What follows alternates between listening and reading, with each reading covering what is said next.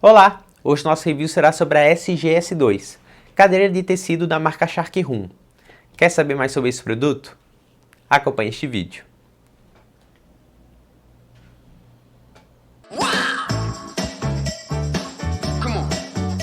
Vamos começar pela estrutura. A SGS2 conta com um conjunto de rodas de 60 mm que deslizam bem sobre a superfície. Leve, mas com um pequeno barulho ao movimentar mais rápido. Algo bem comum de acontecer em várias marcas que utilizam a base de metal em sua estrutura.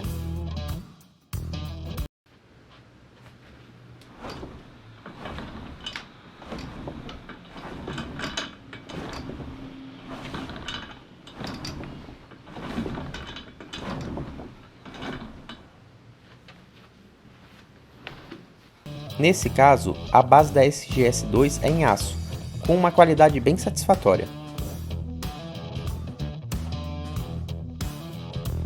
O pistão é de ótima classe, nível 4, com o que permite aguentar o limite máximo de 110 kg. Vale ressaltar que a fabricante informa que o limite do peso do produto máximo é de 110 kg, mas sempre aconselha não estar próximo desse limite, pois o desgaste geral é acelerado.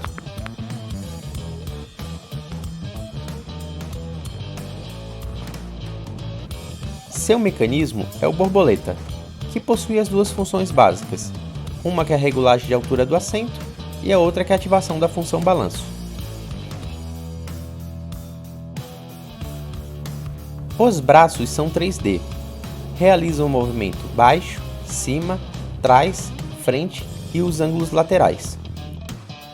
Os acabamentos são bons, apesar de serem mais simples, são bem finalizados.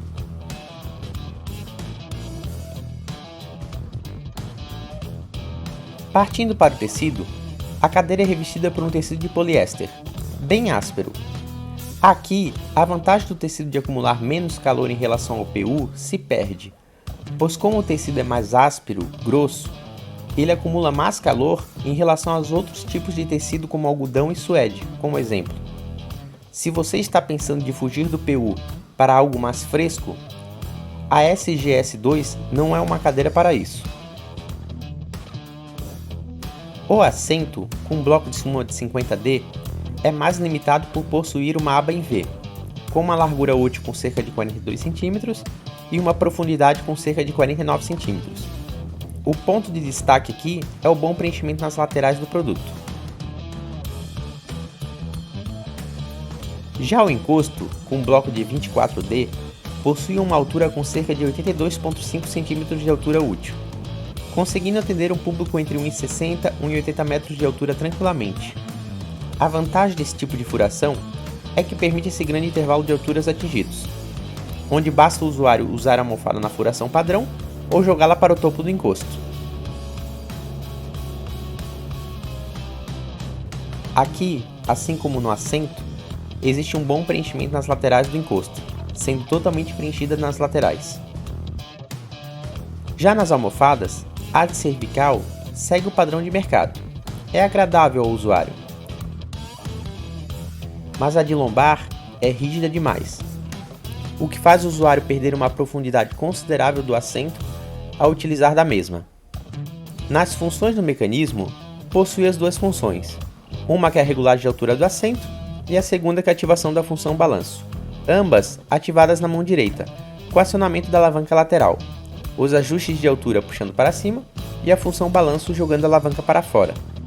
E no mecanismo lateral, consegue reclinar o encosto em vários ângulos, com um limite máximo de 150 graus.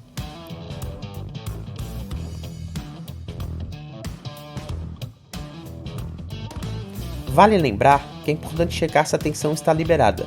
Nela, você consegue controlar o nível de dureza ou moleza na função balanço, função realizada na válvula do mecanismo.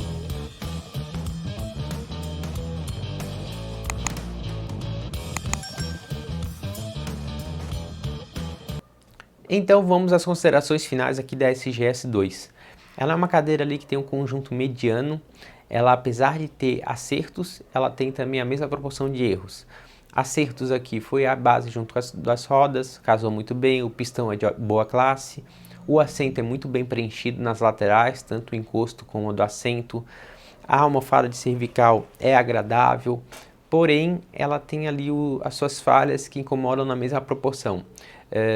Os braços, apesar de ser 3D, entregar mais ajustes, ela tem aquela falha de ser um braço 3D de uma qualidade não tão boa, então tem aquelas trocas bem fáceis de, com simples esbarro, o braço ir para frente ou para trás. Então o usuário ali que fica médias e longas horas de uso em cima da cadeira, pode ser que se incomode, porque toda hora vai ter que ficar aqui ajustando os braços, né? É uma coisa que incomoda bastante o usuário.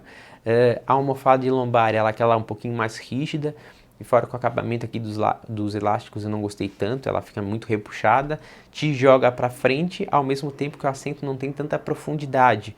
Então você perde profundidade de um banco que não tem tanta profundidade, então fica com um alto vão aqui entre os fundos do teu joelho e a frente do assento. Só que um dos que mais me incomodou foi aquela cadeira que você mal monta e já começa a apresentar os primeiros rangidos. Então eu vou tentar me movimentar aqui para que fique mais visível aqui o áudio, para que você entenda ali o que eu quero dizer.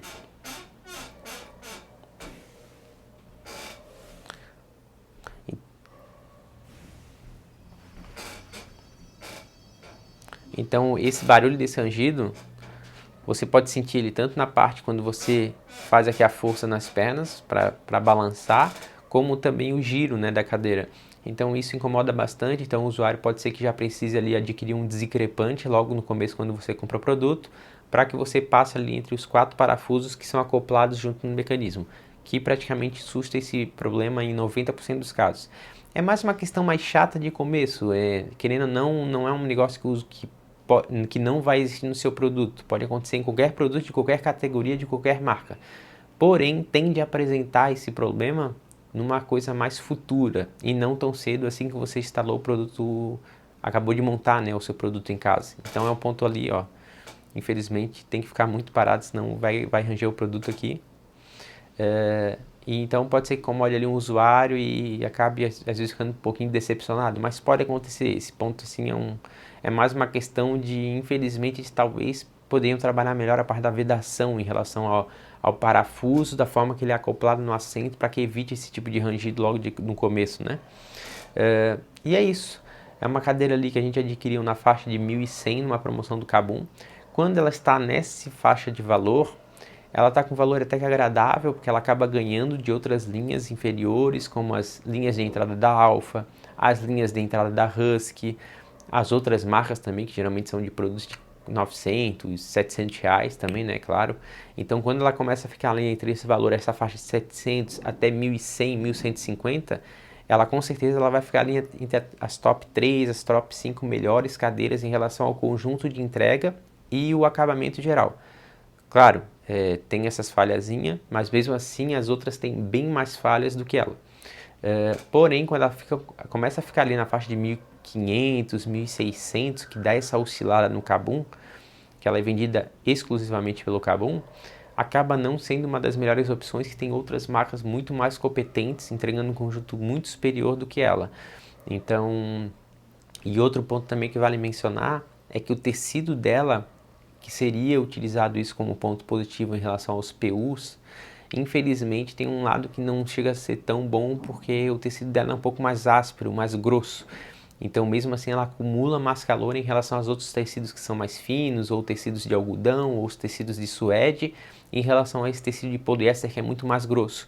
Ele me lembrou muito o tecido de poliéster das PCIEs, que são as Mad Racer, V8, enfim, que também é um tecido bem áspero e grosso, então ele acaba acumulando mais calor e não é tão agradável utilizar ele mesmo sem camiseta, que alguns usuários usam, mas vale lembrar, a gente não aconselha utilizar a cadeira sem camisa, seja qualquer cadeira, de PU ou de tecido mesmo, né?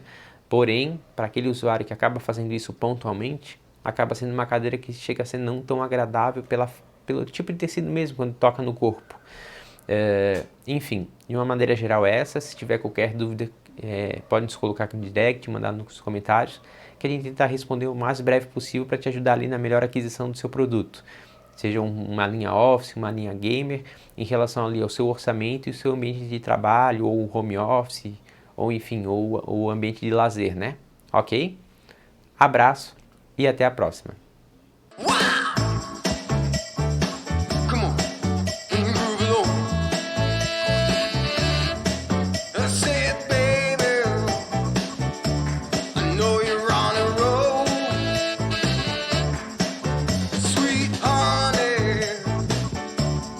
take it real